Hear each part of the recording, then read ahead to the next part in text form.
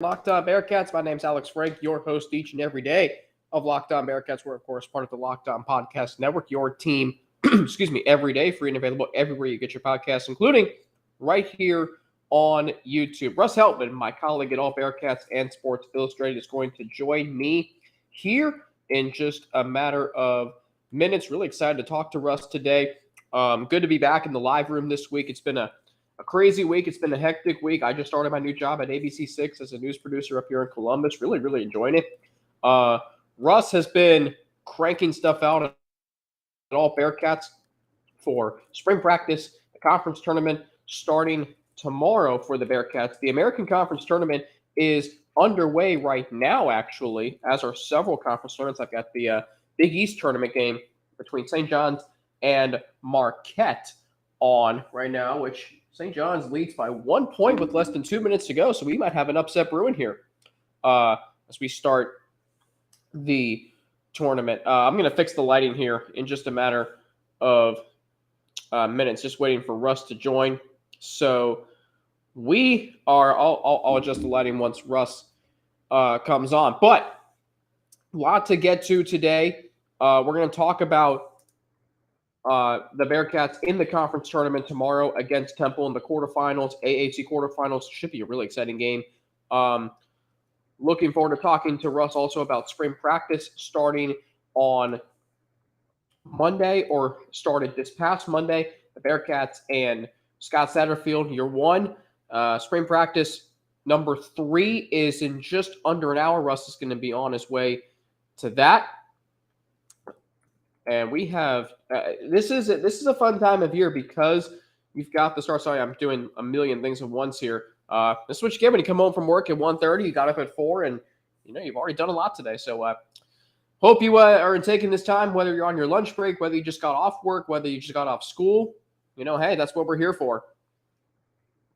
As the Bearcats are in Fort Worth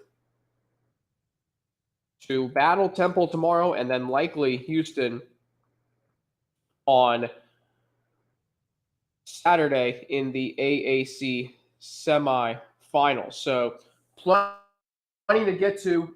Still 56-55 between St. John's and Marquette.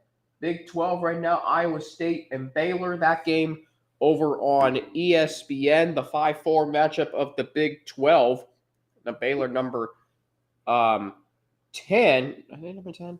I think they're number 7, actually. Number 7 in the country. So plenty of action. I believe they are number 10, actually. Yeah, number 10. Excuse me. Number 7 is, for the record, Texas. That's right. Texas is number 7. They play tonight against Oklahoma State. That should be a really exciting game. Oklahoma State beating Oklahoma last night in the first round of the Big 12 tournament. But the Bearcats will be in that next year. Right now, it's all about the AAC tournament tomorrow as the Bearcats look to advance for what would actually be, they have won a conference tournament game in 5 consecutive conference tournaments. So they're no stranger to advancing. What they do need to start doing is getting over that hump.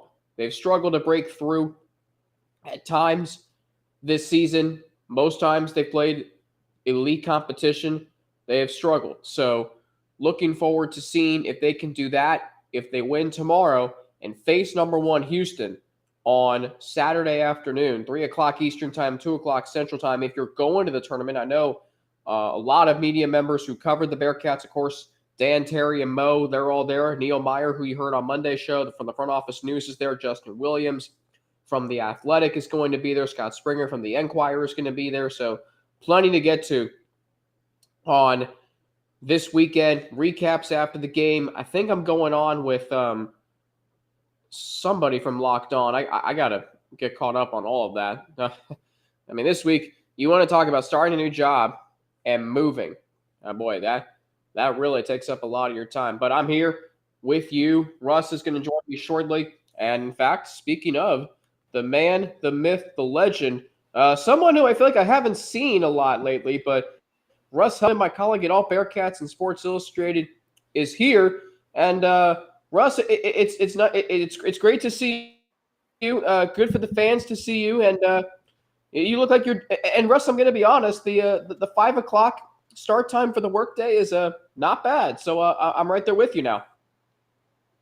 Yeah, it's good to get rolling, get a lot of stuff hammered out throughout a 24-hour span. Grind, content. Let's get after it, baby. Spring football in full. Yes, spring football is unfolding. We'll get to that right here, as well as the conference tournament on today's episode of Locked On Bearcats. You are Locked On Bearcats, your daily podcast on the Cincinnati Bearcats, part of the Locked On Podcast Network, your team every day.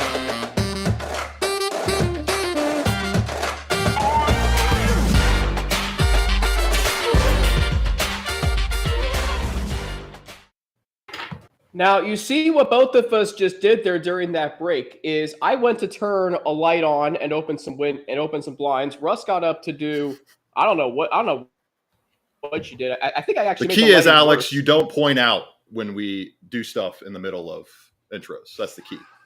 Because people would have never known. They won't. They'll know for me, but they won't know for you. We'll keep it there. Today's live room of Locked On Bearcats, if I can get to my title sponsor. See, this is what moving and starting a new job does to you. You're all over the place, and now I just clicked the wrong tab. Anyway, today's live room of Locked On Bearcats is brought to you. I do know this. It's brought to you by FanDuel Sportsbook. Russ, you're a big sports bettor, right? The official sportsbook of Locked On. Make every moment more. Visit FanDuel.com/LockedOn today to get started. As I mentioned, he's Russ Heltman. I'm Alex Frank. Together, we are part of All Bearcats and Sports Illustrated, and we're right here with you today here on Locked On Bearcats. I think I made the lighting worse. I might have to readjust it again. So, Russ, my first question to you, and I asked this to Neil, on Monday. Was Sunday's performance indicative of a team that can win the conference tournament? Maybe. I don't know. I didn't take anything away from Sunday that taught me anything new or anything groundbreaking about this team. They beat a bad SMU team pretty soundly. I don't have much else to add to it. Okay, that's fair. There is something to that. But SMU is terrible. They're very bad. They are, and they should lose today to Wichita State. I believe they play them in the. I could be wrong. That later. But you bring up a great point there, Russ. The Bearcats just did what they had to do. But I feel like they went 3-1 their last 4 games, 3 good wins. They did what they were supposed to do against SMU. They beat a UCF team that at the time was viewed as a quad 1 win, and then they beat a really good Temple team they'll face tomorrow. So, Russ, the last 4 games show you anything that this team, if they can just get over that hump, they can finally break through if they have to play, let's say, number 1 Houston and then Tulane or Memphis in a championship game. If Victor Locken, Landers Nolly, and David DeJulius combine to average over 50 points in this AAC tournament run, then hell yeah, they can make and win the entire thing. But if they don't get a stellar performance out of that trio across 3 games, there's no chance that they win the AAC tournament. It's just not going to happen. I'm not going to sit here and lie to the people based off of what we've seen from this roster over a 31-game sample size here. It's that they can get close enough to the top, but their top-end talent isn't quite consistent enough or congruent enough to make those moments magical, I should say, on a consistent basis in the last 5 minutes of games. You have to have great performances from that trio across the board in this upcoming tournament, and you got to get really efficient performances out of all 3 of them, or else I don't think they're going to be able to come away as 13-1 champions of the AAC tournament. The 3rd best odds in the conference, and there's a precipitous fall off after the Bearcats, but it's like minus 330 for Houston, plus 500 for Memphis, and then 13-1 for Cincinnati. Obviously, very much a tiered tournament going into the full day of events tomorrow. Well, hold on. So you're saying they have better odds than Tulane to win the conference tournament? Is that what you're saying? Oh, yeah. Yeah, definitely better odds. Interesting. And Tulane, I mean, that could be an interesting matchup for Cincinnati. Yeah, but Tulane's not a serious team. Let's be honest. No, UC's a better team overall than Tulane. They would have beat Tulane if Vic didn't go down injured in that game. You are right. They could have beaten Tulane if Rob Finney doesn't get hurt in that game.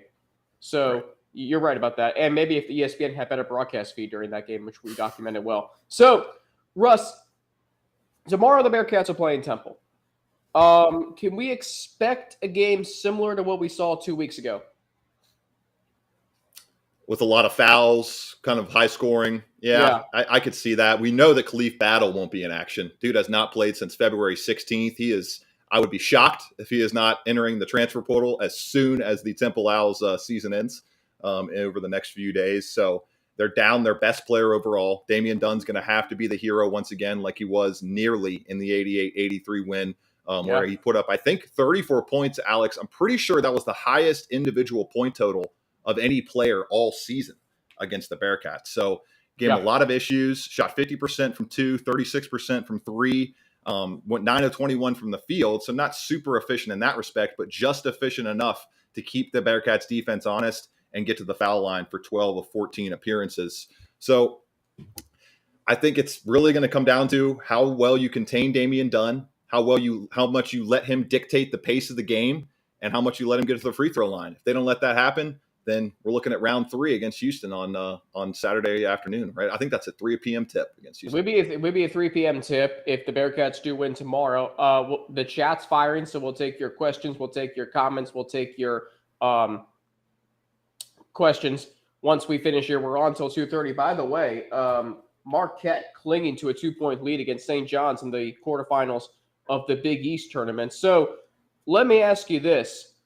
As far as let's go to Landers Nolly first team all conference, David DeJulia third team all conference. Russ, what did you see there? Checks out to me. I thought maybe a little bit of a snub was Victor Locken. Not really. I don't know what the voting breakdown looked like, but Juwan Roberts, redshirt junior, I believe, out of Houston, wins most improved player. I thought Vic had a strong case for that this season.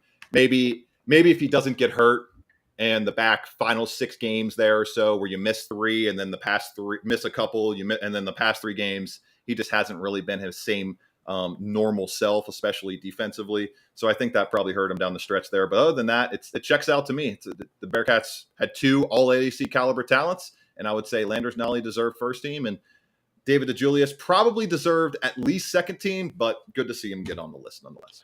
Is the season a success regardless of what happens in the conference tournament?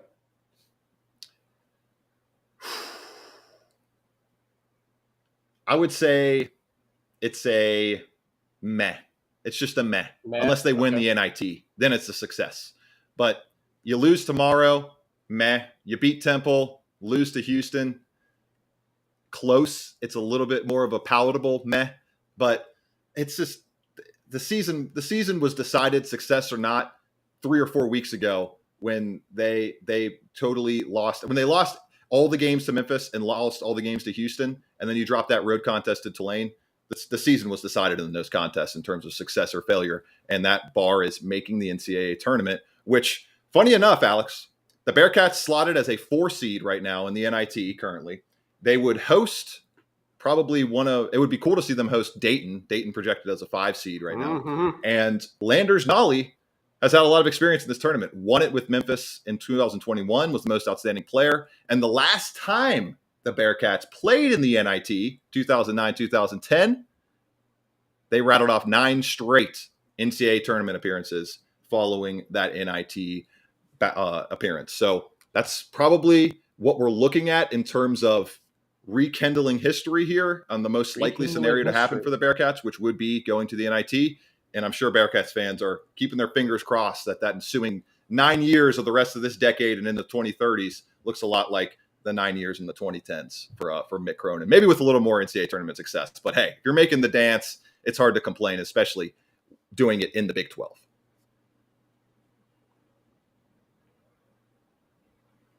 No question about that. And that would mean the Bearcats would host an NIT game. So I could find my way down to Cincinnati and cover that game alongside you. So looking forward to the potential that brings. We'll get to spring practice. Russ, your biggest takeaways from the first 2. It was a beautiful day for spring practice on Monday. It was a beautiful day for spring practice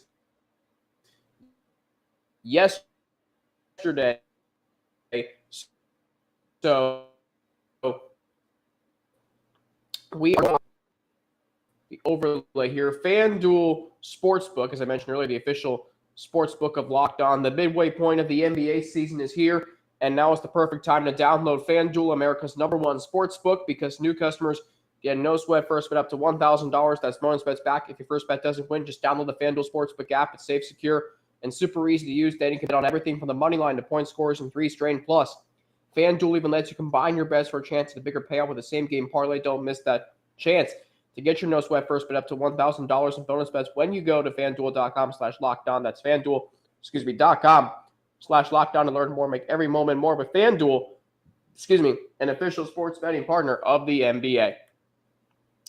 All right, thanks again for making Locked On Bearcats your first listen every day. Make sure you check out our brand new podcast, Locked On College Basketball. Everything you need to know about college basketball in one place. Plus, hear from big-name experts, insiders, coaches, and players. Locked On College Basketball, available on YouTube and wherever you get your podcast. By the way, St. John's and Marquette heading to overtime in the Big East quarterfinals. So could see an upset there. Russ Heltman, my colleague at All Bearcats and Sports Illustrated. Alex Frank here with you in a live room that we set up yesterday. So we're rolling here. Russ is getting to practice here in about 15 minutes. That's all the time we've got for you. Podcast form of this will be up by tomorrow before the Bearcats and Temple do battle in the AAC quarterfinals. Russ, I'll ask you straight up, your biggest takeaway from the first 2 spring practices. The competition and energy level has been very high. Energy kind of jumps out the most to me. I'm loving what I'm seeing from this new coaching staff. I'm liking some of the different drills they're implementing. I'm loving the intensity we're seeing. I'm honestly, first impressions have been very good so far. Now, that's good. The talent level is not, I would say, up to speed and up to where the staff wants it to be. There will be some additions in the spring portal. But overall, in terms of what I think the program can ultimately control right now, in terms of hires, in terms of energy, in terms of confidence, in terms of player morale, it's pretty high right now. And that was evident in Deshaun Pace's comments about how this staff is, quote, for the players. Same quote given yesterday when I interviewed Gavin Gerhardt after practice, returning in Trent Center last year. Now happy to be battling for a position just like every other player on this roster. He said the staff is doing a really great job, brings a lot of energy, and is for the players. So it's very interesting how the for the players mantra has been echoed so heavily throughout all these interviews we've had with players for the media so far. And that players mantra, for those who have not heard, is? Sorry, you just and that players mantra, for those who don't know it, do you mind telling us what that is? What I just said it. It's like play for the players. We don't really. We tried to get Deshaun Pace to kind of give more insight into what that meant, and he basically Justin Williams asked him a follow up, and he basically said the exact same thing. So we don't know exactly what detail wise they're doing that the other staff wasn't doing, but it seems like they're taking more into account. It seems like we're going to see player input get taken into account more when we get to the games. If you read Justin Williams' great feature on Scott Satterfield that he put together for The Athletic this week, one of the stories he dives into is a quarterback, I think it was one of the Appalachian State quarterbacks, who was like not even an entrenched, like stable player in terms of veteran experience. He comes over to Satterfield in a key moment late in the game, says, "Hey, I want to draw this up. We should go to this look, use this play." Satterfield, they hadn't even run the play or practice it at length. Satterfield trusts his quarterback, drew it up, went with it, and they scored a touchdown. I'm kind of paraphrasing what that story was. You can find it in Justin's Athletic story, but it's an example right there of Scott Satterfield, his staff being flexible, being willing to hear new ideas. And so far, it's been pretty much lollipops and roses for the most part in the first few days of spring practice. That's probably how it is for the most part everywhere across the country. Yeah. But from what I'm seeing and over the first 4 hours of these sessions, it's been a good sign in the opening week. Lollipops and roses. You got to love that. Let me ask you this, Russ. Are there any glaring differences between a Satterfield practice and a Luke Fickell practice? It's a little bit tighter. I think the guys are running a little bit more. There's a little bit more urgency to get to your stations. Things are a little bit just kind of compact, more condensed, and it just seems like a tight ship is being run. Not that Luke Fickell didn't run a tight ship over the last couple of years, stuff like that, but just not a tighter ship, but a tight ship is being run in these practices.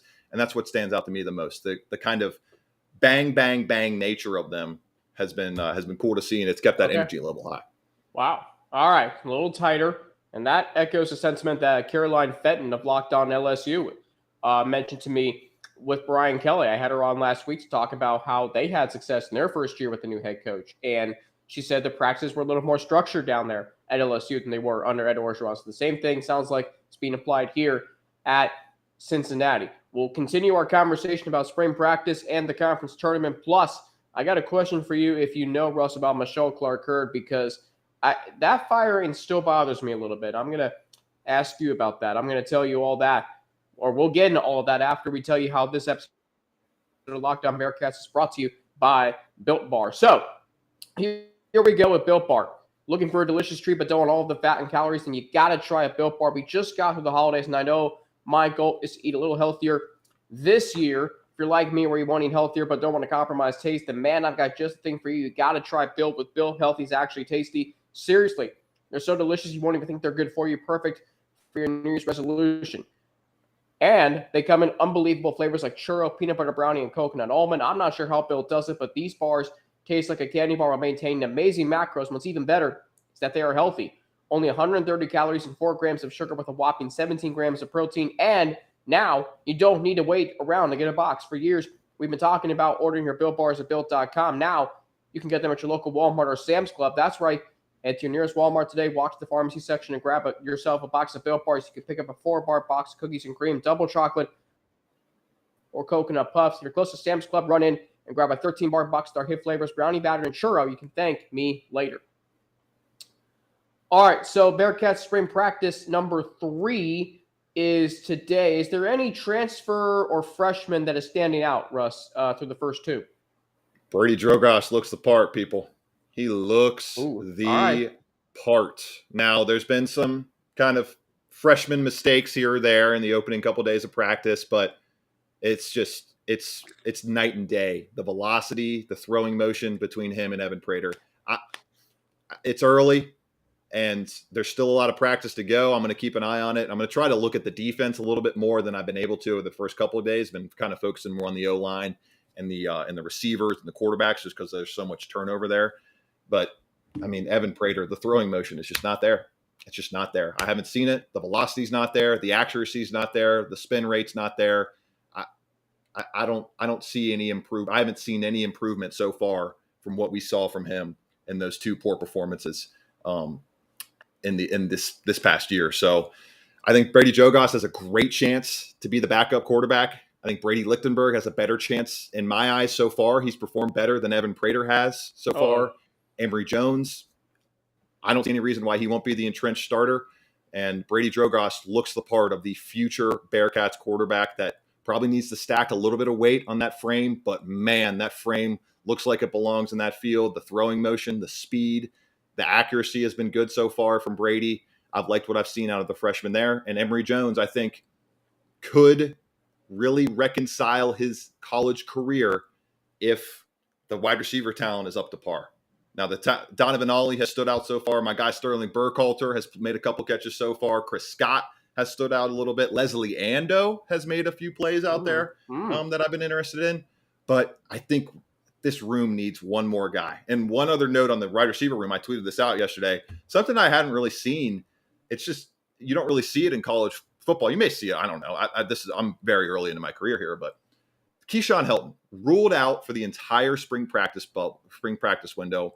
It's unlikely he plays much this season. Hopefully we can get him back healthy from, I believe it's a hip injury, and get him on that field soon, because the guy just seems like a great teammate, a great energy out there on the field. He's just kind of working in the pseudo coaching role, doing whatever the staff needs, hyping his teammates up, being a really great influence on the field. His intangibles were noted ad nauseum at FSU, and those intangibles are showing out and showing through early in spring practice. So the wide receiver room, I think, probably needs a little bit of a boost, but overall, the top 3 guys in my eyes so far have been Donovan Ollie, Chris Scott, and then probably a mix of Sterling Burkhalter and Leslie Ando. And then D. Wiggins still working back a little bit from that toe injury and flashed a little bit, especially on day 1, but I think we'll probably see more heavy snaps and heavy plays from him later on in spring practice. Ben Bryant front, kind of a TBD for me. Been wearing the yellow jersey.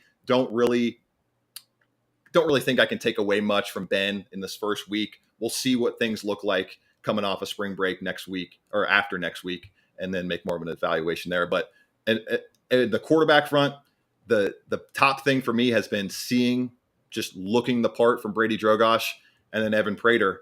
You want him to be able to find it. You want him to live up to that 4-star expectation, that 4-star caliber type of hype. But the throws have to be made, and I haven't seen him make the throws so far in any capacity. Wow, how about that about Brady Drogosh and Evan Prater? Sounds like he has not really come any further along than he was in this situation last year. We got about 5 minutes, Russ, before you got to head down to spring practice. Let's get to the chat. We got some good stuff, it looks like, today. P. Crawley 513, percentage chance JD goes off in the tournament. JD, of course, Jeremiah Davenport. It'd be great to see him. You know, we don't know if he's going to be back next year. This might be the last time we see him. And if Bearcats, excuse me, I'm all over the place here. We may see him in a Bearcats uniform for the last time. I mean, hey, we've seen guards in the history of college basketball get red hot this time of year. Russ, what do you think? That's a factor that I probably should have looped in, and it's a good job by Pete Crowley there bringing that up. If they can get him to shoot like he's been shooting, 46% from three over the past 6 games, 65% effective field goal rate, averaging 5.2 boards per game in that stretch, and only 1.3 personal fouls and 0.7 turnovers, 1 steal as well. He's averaging over an assist. Like, JD's been playing solid basketball outside of the win against UCF. He's been very, very good as an offensive player. So I'd say 50-50.